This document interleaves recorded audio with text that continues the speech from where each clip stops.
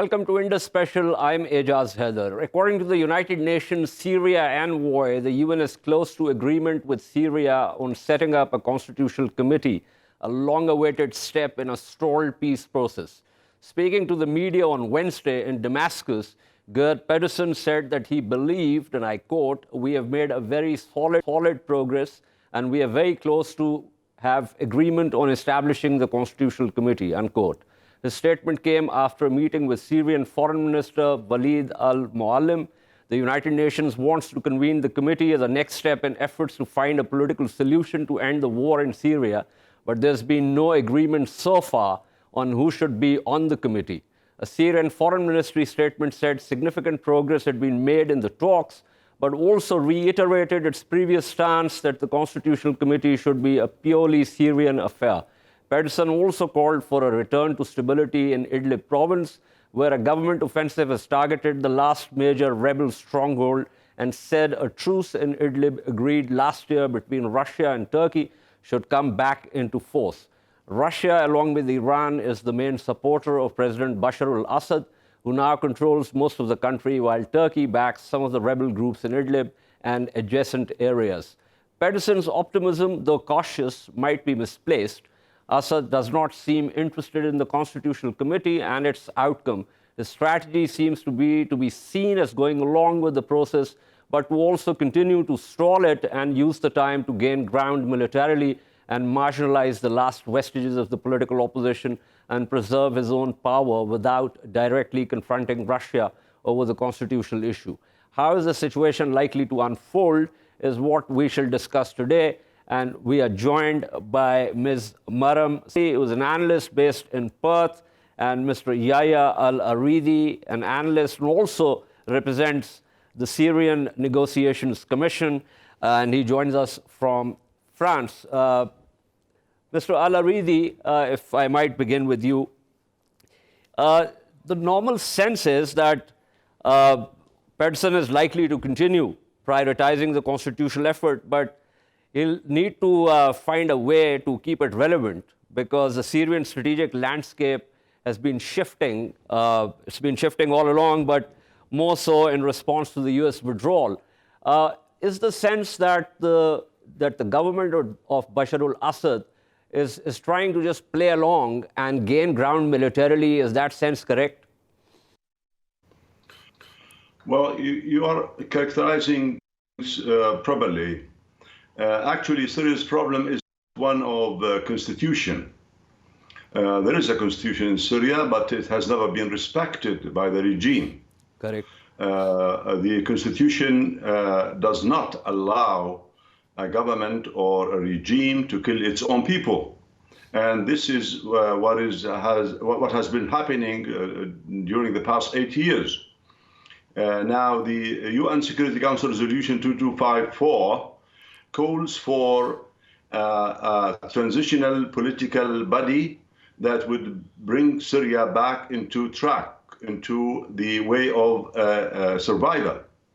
The regime selected from the very beginning the military solution. It responded to people's calls for a political change, for a change in the corruption, in change in the oppression, aggression, etc. by tanks, by planes, by using chemical weapons, by getting Iran to support, by getting even Russia as a superpower to get into the field. All these things were happening. The UN Security Council Resolution 2254 calls for a ceasefire, calls for a transitional governing body, calls for making a new constitution, elections, etc. But the regime has been procrastinating, has been putting blocks before any resolution. The military solution is said to be no solution by everybody, even Russia, which is interfering and using its jets to kill Syrian people. Now, the UN envoy Pederson was dispatched to Damascus. He talked with the officials there, And he came up with some sort of a breakthrough, as he says, regarding this Constitutional Committee. However, a Constitutional Committee would not solve the problem of Syria if you do not get into all the details of 2254 as a resolution, UN Security Council resolution. You cannot find a solution for Syria.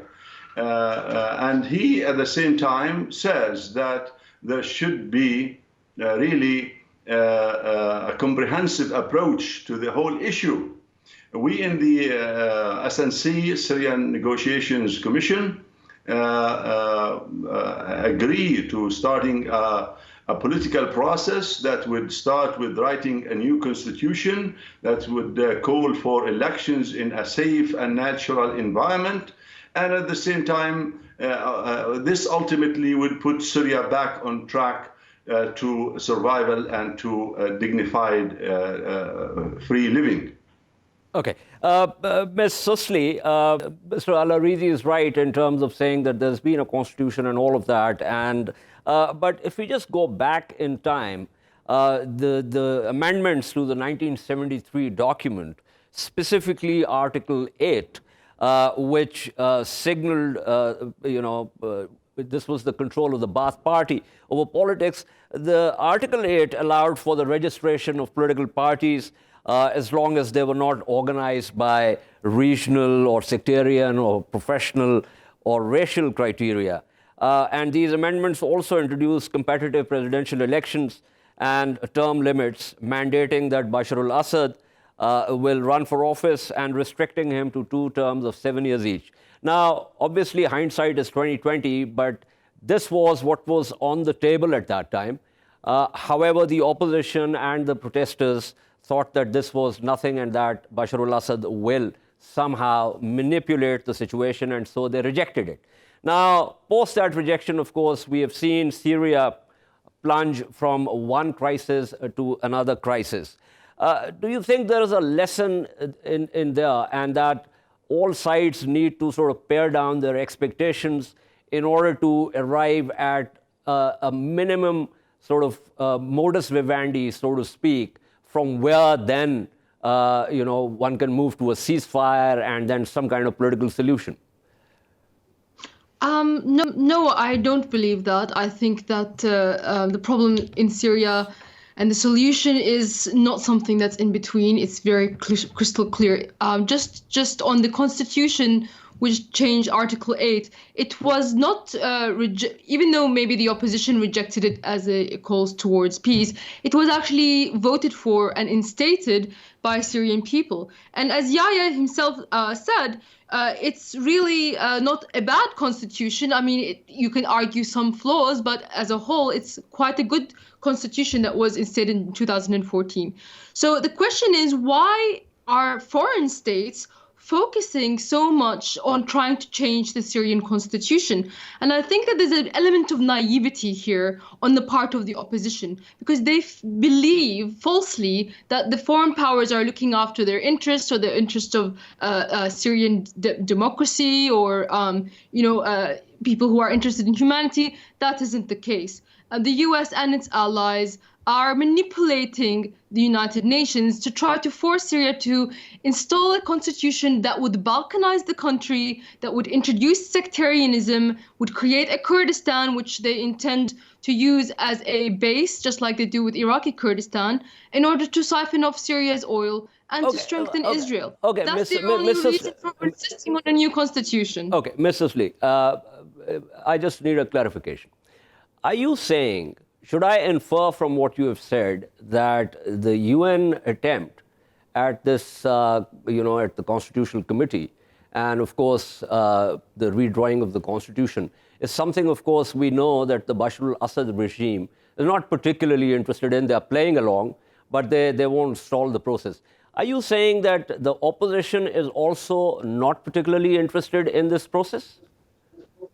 I mean, as your guest said himself, the Constitution isn't the problem for them. It's not something that they are bringing up. It's something that the US is more interested in. Because like with the Iraq War after the invasion, Bremer wrote them a constitution that would benefit the United States.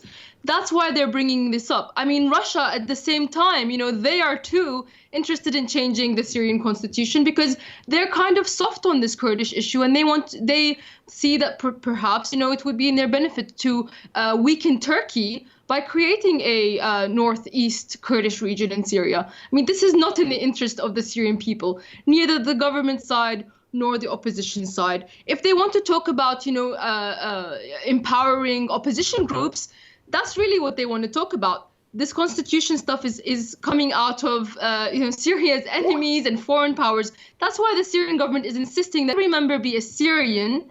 And not only that, but this is not the job of the United Nations. The United Nations was created to prevent wars between nations, to protect the sovereignty of nations. But Ms. Sulsi, beyond the bounds of the United Nations to interfere. But Ms. Sulsi, United Nations does not have its own forces. It's not a world power.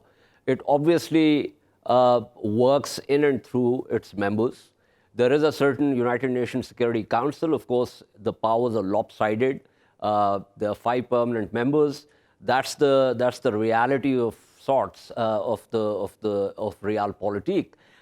So the UN has to work in and through its members, and at least the 5 permanent powers. You have the United States there. You also have Russia there, and they have their interests, and they are at loggerheads in Syria.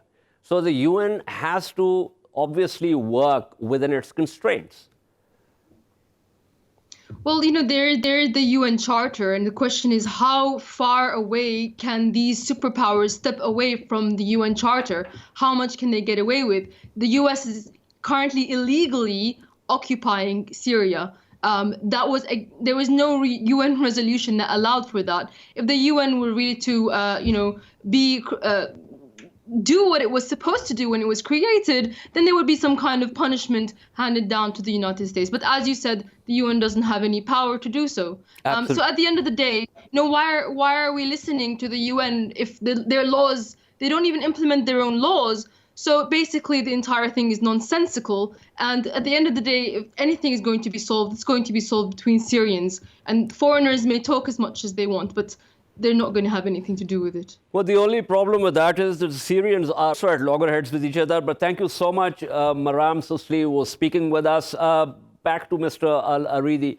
Mr. Alaridi, if you also agree with what Maram Sulsi was saying, then the question is, who is going to do the negotiations? If it's just going to be among the Syrian people, Bashar al-Assad is increasingly in control of large tracts of territory in Syria, and he doesn't seem to be in any particular hurry to negotiate with the opposition. So who is going to perform that task? Well, first of all, we in the opposition are interested in a constitution, in a new constitution for Syria, but one that is respected by the people in power. And who's going to formulate that constitution? That's the issue. Because if the current UN effort is seen to be backed by the US and US interests, then obviously it is something which neither Bashar al-Assad is really interested in nor the opposition. So it's going to just fall through the cracks. It is not as it is being characterized. It's not as such at all. A new constitution that is endorsed by the people is the one that organized their lives. Now, when you say that the United States is the one who is doing the job, or Russia or anybody else, no. Syrians are the ones who are going to write their own constitution. The resolution and the agreement talks about 150 people as a committee, 50 from the opposition, from SNC, 50 from the regime, and from 50 from the civil society in Syria. Absolutely. And they would select amongst themselves 45 people, 15 from each, and they would write the constitution. The problem is that we have 5 kinds of occupation in Syria thanks to the regime, because it couldn't face the people. It calls Iran first through Hezbollah and the militias, and then Iran wasn't enough to keep the regime in power. Russia was cold with its jets, with its Sukhois, and the United States also with its allies under the pretext of fighting terrorism, which was originally called by and instigated and pushed forward by the regime itself because it couldn't face the civilians. All these are there. Israel is every day almost bombarding the Iranian forces in Syria. We don't know what the Iranians are doing in Syria. If they say that they want to fight Israel, they can fight it directly, not through the land of Syria. Now, Turkey also is worried about its borders. It had a problem with the Turks, with the Kurds. And the last thing Syrians in the opposition and nationals in Syria would think of is fragmenting their country. We want one Syria for all its people, not under the rule of dictatorship, under the rule of sectarianism or any bias towards anybody with rules set in the constitution that govern people's lives. I get your point, Mr. Yahya Alaridi. Thank you much for speaking with us.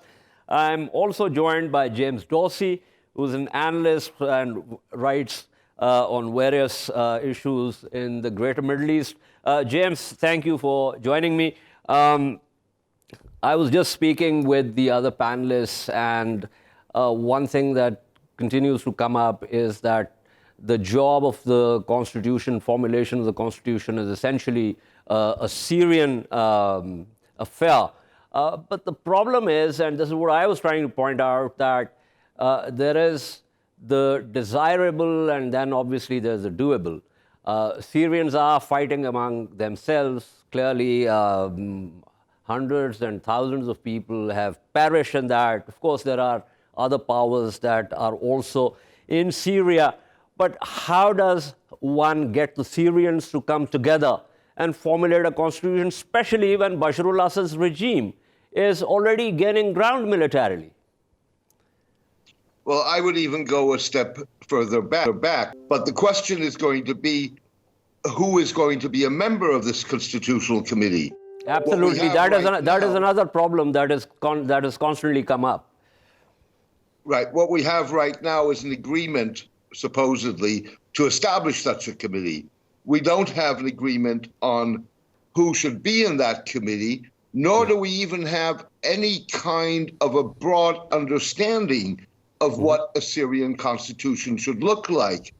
On top of that, the question is whether the drafting of a new constitution for Syria is basically going to be the funnel or the catalyst that can allow Syrians to come together and start to bridge enormous gaps in society that have been created by 8 years of civil war.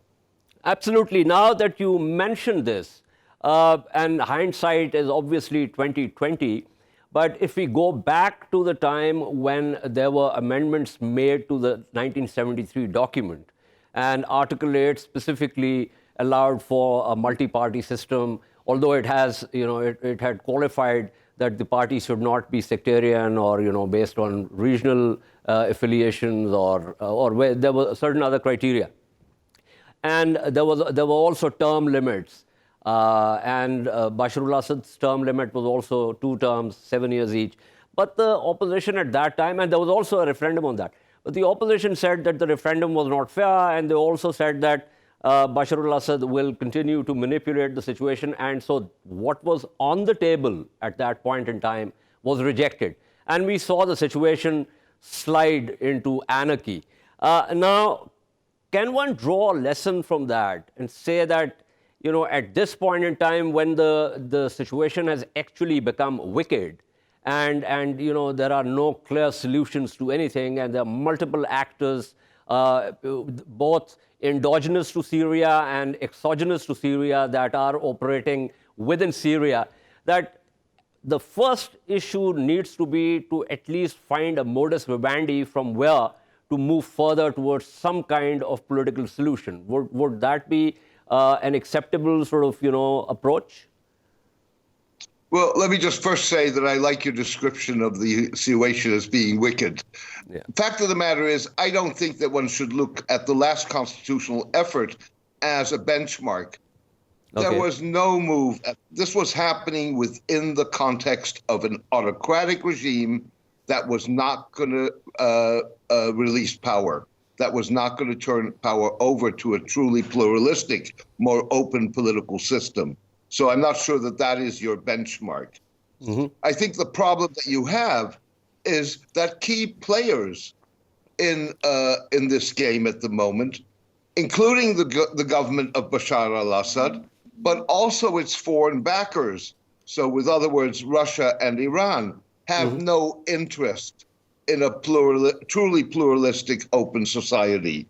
So we're back to who is really going to be in this constitutional committee, and what are the parameters of what they're going to be able to do. The fact that it calls itself a constitutional committee is really not enough to build on to build a prognosis. We need to see who's in there, what its real mandate is. Okay. James, stay with me. I have another question for you, but I'm also joined by Can Hasasu, who is an analyst, journalist based in Istanbul. I'll come back to you, James, with my question, but let me pull in Mr. Hasasu here. Mr. Hasasu, the issue of who's going to be part of the Constitutional Committee and what kind of constitution are we looking at? Now, before you joined me, I was mentioning to my other panelists that what appears to me is that Bashar al-Assad is playing along to gain time and to gain ground militarily, but he doesn't seem particularly interested in going along with this exercise. Is that your sense also? Well, from our perspective here in Turkey, since we have been following all the developments on the field and the political arena, this has been the rule of the game so far. It's been 8 years, and the people of Syria lost a lot of time, a lot of people, and their problem is continuing up to this day. And this constitutional committee thing is a big discussion here in Turkey as well. As you may were following, the Turkish government has no diplomatic direct contact with the Syrian government. And this is a big discussion here in Turkey. The AK Party government is refusing to communicate or build a dialogue with the Syrian government. Instead, they are meeting with the Russians and the Iranian government, who are supporting the Syrian government in Damascus, namely Bashar al-Assad's regime. And this is a big discussion. And within the upcoming days, I assume that this is going to be a big question mark in the Turkish community specifically, because Turkey never made it like with the Syrian authorities, had a direct contact with them, diplomatically or undiplomatically. They have communication at different levels, but not official international diplomatic level communication. So that will make the situation even more difficult and complicated, because Turkey is definitely going to be part of these negotiations, or at least most of the Syrian people would like to see Turkey as their as a country that they trust, as a ruler, as a guarantor country that they could trust against the Syrian regime, which they have no trust at all.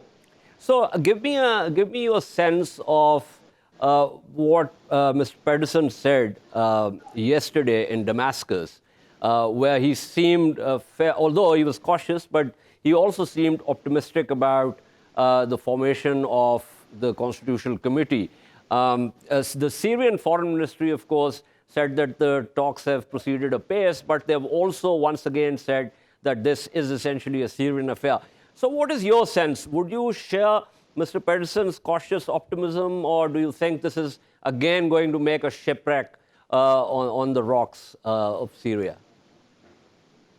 Well, actually, United Nations has lost the confidence of the people in Syria because their previous attempts ended with no result. And then came the Astana and Sochi talks, and things shifted from Geneva to the Syrian talks between Turkey, Russia, and Iran, actually. So now this is maybe a big step for the UN, but still a small one for the Syrian people who are not really seeing a clear and solid evidence of a peace talk ahead. But indeed, this is a very important announcement from the UN, and we hope that it's going to lead to a solution process. But the situation is so complicated, and it needs all the parties to involve in this process within the coming days, and we definitely need some more solid details about the agreement or the possible agreement. Okay, Mr. Hassasu, stay with me. James, back to you with two questions. One that I derive from what Mr. Hassasu said, namely that the Syrian people have lost faith in the UN. So the question is, if that is the case, then what kind of mechanism or what kind of platform is to be used in order to untangle this wicked situation? One. Secondly, I'll go back to what you said about the Constitution, which is that let's forget about what was there on the table previously. I understand where you're coming from, but I would posit it slightly differently. And I would say that, and this also happens with treaties, that if you realize that something is kind of amiss, and if you, it's one thing to reopen the text and tweak it, and it's quite another to just say, well, check it aside and let's reinvent the wheel. Do you think that going for a completely new constitution and reinventing the wheel is going to be far more difficult than trying to get some kind of consensus of the various parties in relation to what is already there? Well, two things. First of all, I think there's no doubt that a majority of Syrians are disappointed, would be an understatement, in the fact that the international community either has failed to stop the bloodshed and the slaughter, or has participated in it. And so, therefore, there's probably very little confidence among a significant segment of the Syrian population in any international institution or international player. Now, having said that, I find it very difficult to start speaking about the Syrian people as if the Syrian people speak with one voice. If the Syrian people had been speaking with one voice, we would not have had 8 years of bloodshed. Absolutely. Syria is a very divided country. And I'm sure that there are a significant number of Syrians who have no faith in the United Nations. I'm sure that there are a group of Syrians, irrespective of how large, who put their faith in Turkey. But here's the issue, James. Sorry, I'm cutting into what you're saying because I also have to wrap up. The thing is, yes, the UN hasn't really, but UN is not a world power. Secondly, if we set the UN aside, then we'll be left with those international and regional actors who cannot really be part of the solution because they are part of the problem. Look, the United Nations is the only thing you have. Precisely. As ineffective as it is. Yeah. And therefore, that is the multilateral platform that you need to use. Now, in terms of your second question, really, what has to shape the answer to that question is, what kind of society do you want? So Absolutely. If you are moving towards a more upgraded 21st century autocracy, You can start working from the Constitution as it exists. However, if you're talking about building a inclusive society, one that is pluralistic and multicultural, and ensures that everybody in the country has a stake in society, there's a lot of change that has to happen to make the old Constitution work. Absolutely. I'm afraid this is the time I have. I wanted to go back to Mr. Hassasu, but I have to wrap up. Thank you so much, Mr. John Hassasu, Mr. James Dorsey. We shall take a short break, and when we return, we'll discuss the political situation in the Indian state of Karnataka, where the Indian National Congress, already reeling from its humiliation in the Indian elections, is facing another crisis. Stay with us.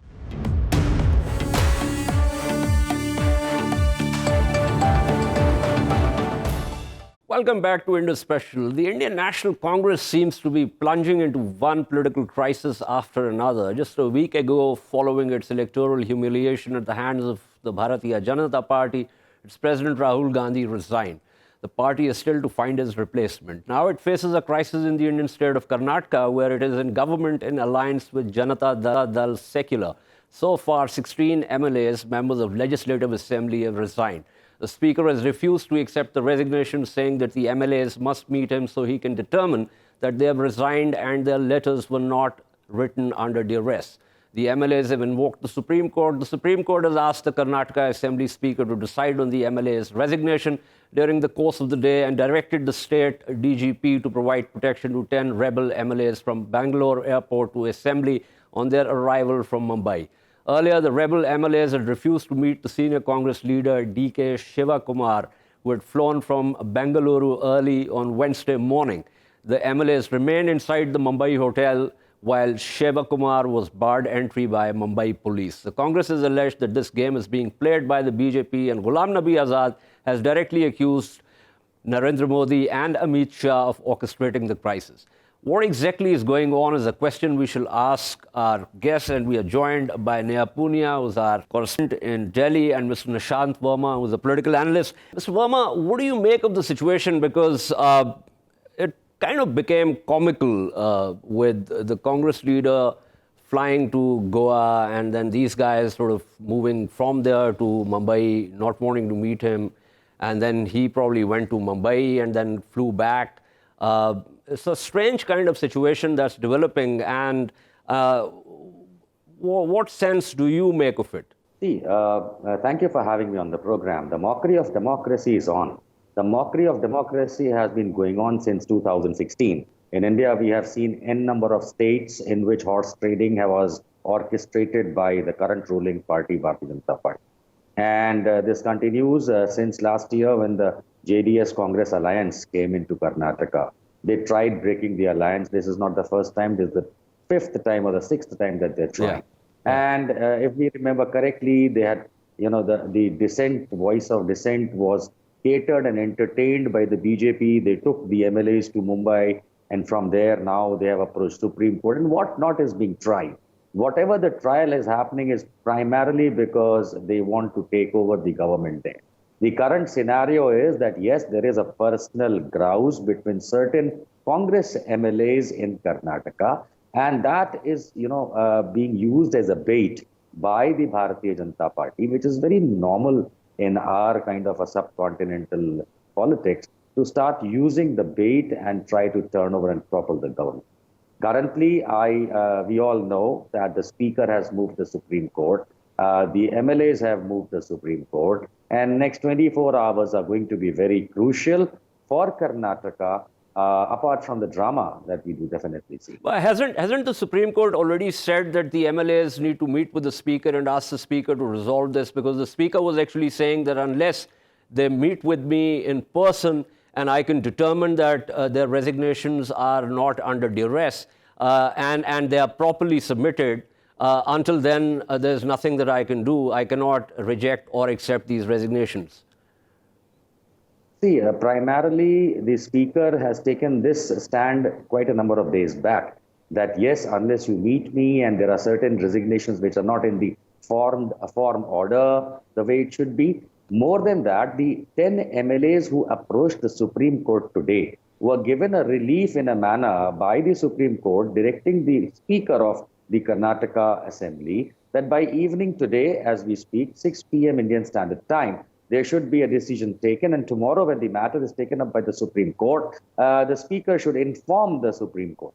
However, post this order, the Speaker moved to the same bench in Supreme Court and informed that it will not be a prudent decision because I cannot take decision in the shortest span. But somehow the Supreme Court has said we'll listen to it tomorrow. So yes, there is a legality that is binding the Speaker, as per me, that he should still take a stand by 6 p.m. today, or he can take a plea tomorrow that I could not take and I had already moved the court. Third important point is today, 6 p.m. Indian Standard Time. Whatever said and done, let us also see whether these 10 rebel MLAs who have been informed or directed by the Supreme Court to appear in front of the Speaker, whether they do or not. In case they do not appear by 6 p.m., even they are at fault. Forget the Speaker for them. So what is the law? One thing is, of course, clear that once they resign, they are no more the MLAs. But is there a law against crossing over or going against the party line, or there's no law that bars them from doing that? The only way that without acceptance of a resignation, a person and MLA can be out of the assembly is two. Either his unfortunate demise happens or he is kicked out of the assembly. So at this stage, the Speaker has not yet accepted any of the resignation. Now, based on, in the sense, the ones who are contesting it in the Supreme Court. Now, based on that, the law says that unless it is accepted, he or she is still in the same status quo. Okay. Thank you so much. That was Mr. Nishant Verma speaking with us. Neha, what do you make of the situation? Mr. Verma also said that this is essentially horse trading orchestrated by the BJP government. That's about what Mr. Ghulam Nabi Azad also, in fact, he directly accused Narendra Modi and Amit Shah of doing this. Is that sense correct? And of course, there's also the sense that this is not the first time that they've tried to orchestrate a crisis. It's the fifth or sixth time. So how do you see the situation unfolding this time? Ejaz, it's the timing of this particular story that is of utmost importance. One, it comes soon after the BJP's mammoth election win in the 2019 general elections concluded in May, in which the BJP won a bigger mandate than it had 5 years ago, in a sense consolidating its position not just here in New Delhi but across the country, because that's how strong their mandate was. And two, it's coming at a time when the Congress has a vacuum as far as its leadership is concerned. Rahul Gandhi resigned earlier this month. Since then, there's been no Congress chief. There hasn't been an interim Congress chief identified as well. And these fissures at the state level in the Congress party have become more than apparent in the last few weeks. And Karnataka is an interesting situation because this is a state that the Congress managed to wrest away from the BJP, even though the BJP was the single largest party when the state elections were conducted last year. Back then, the Congress had the support of a local party, the JDS, and for the last year, we've heard these rumors on and off that there would perhaps be defections, that there would be a situation where Congress leaders would defect to the BJP, and now soon after the elections, this has happened, which is why it lends credence to some extent to the Congress's claim that this is horse trading, this is the BJP using its money might. The BJP claims we have nothing to do with this and we're adopting a wait-and-watch policy. But you also have to admit this is something to do with the Congress's own internal politics, the fact that they don't have a leader in place. Similar situations, the worry is, will also play out in other Congress-ruled states like Madhya Pradesh and Rajasthan. So much so that in Madhya Pradesh, the state's chief minister has told all state leaders they must not leave the state capital of Indore till the current session of assembly is over. So it's shaky ground for the Congress, which is essentially allowed the BJP and allowed those people within the Congress who have doubts about the Congress's own future to take these steps. Absolutely. It seems like, as I said in my introduction also, the Congress seems to be plunging from one crisis to another crisis. But there seems to be a deep irony here in the sense that Mrs. Indira Gandhi was, shall I say, credited or discredited by the opposition as being someone who would create crises in various states and try and topple governments that were opposed to the Congress party, starting with when she was not even, she did not have an official position. She was just the eminence grise of her father when she did that in Kerala with Mr. Namudripad's government. So it seems that the opposition now, and in this case the BJP, is kind of taken a leaf out of the Congress's playbook and is applying the same kind of tactics against Congress at a time when there are multiple cracks within the Congress party. Would you agree with that?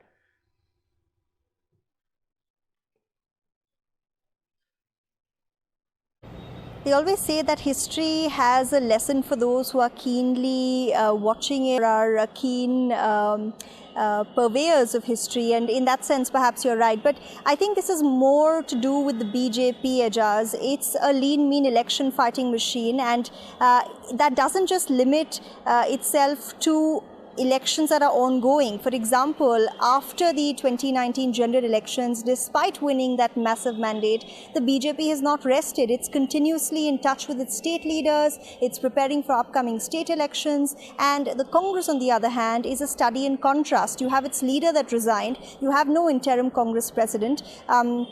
A short while back, you had Sonia Gandhi, who was questioned by reporters. She was asked whether or not she will take on the mantle of interim Congress president until this crisis is over, and she was completely non-committal. Rahul Gandhi has said, I don't want a Gandhi family member leading the party.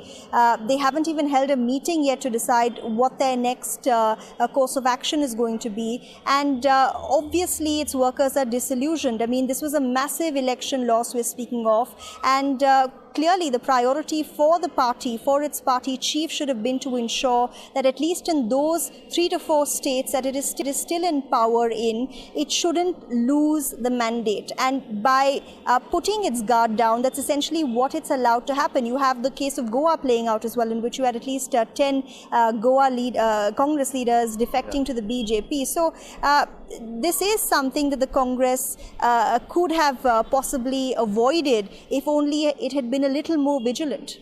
So do you think that the Congress will now be deeply concerned about some kind of domino effect here?